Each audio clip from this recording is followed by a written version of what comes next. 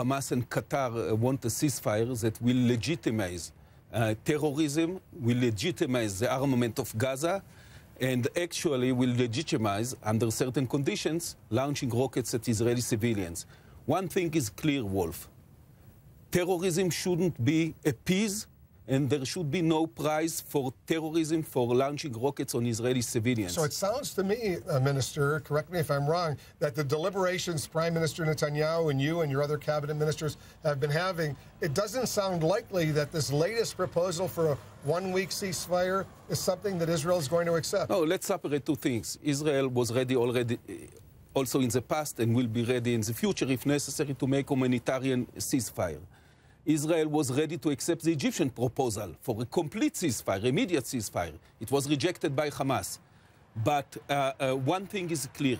The target, the goal should be a real enduring ceasefire and bringing security and confidence and calm to the people of Israel, also to the people of Gaza. In order to achieve this, you have to demilitarize Gaza. Gaza was supposed to be totally demilitarized. This is a Palestinian commitment signed by Abu Mazen on the White House lawn 20 years ago that Gaza will remain forever demilitarized. It was captured by Hamas and Islamic Jihad, organizations very similar to Al-Qaeda or ISIS in Iraq. And now Gaza should be demilitarized again. Otherwise, there will be no real solution to the situation. Today, they killed 7 more Palestinians who are not Hamas. These are people who are peacefully demonstrating, demanding freedom and showing solidarity with their brothers in Gaza.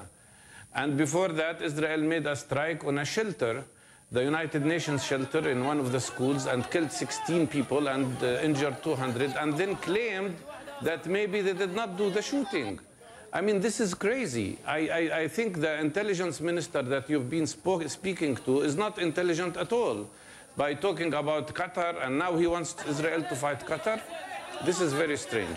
I think what is happening is that Israel is dragging itself into big trouble, practicing terror. Dr. Yes. Barghouti, I just want to be precise right now. If Israel does this unilateral 12-hour humanitarian ceasefire tomorrow morning, you're saying that Hamas has agreed to comply. Has Hamas also agreed to the U.S.-Egyptian proposal for a one-week ceasefire? Are you saying Hamas has agreed to that?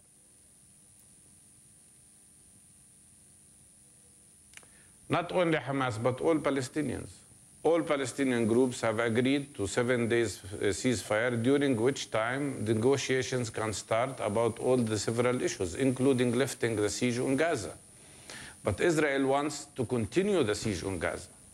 And now when they speak about demilitarizing Gaza, they don't tell us anything about demilitarizing the Israeli areas around Gaza, for instance.